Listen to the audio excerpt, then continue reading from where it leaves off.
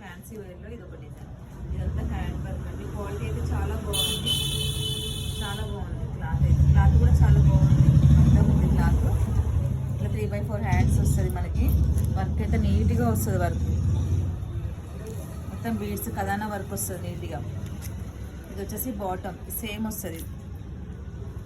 డిజిటల్లో dupatta ఆర్గంజాలో digital వస్తుంది.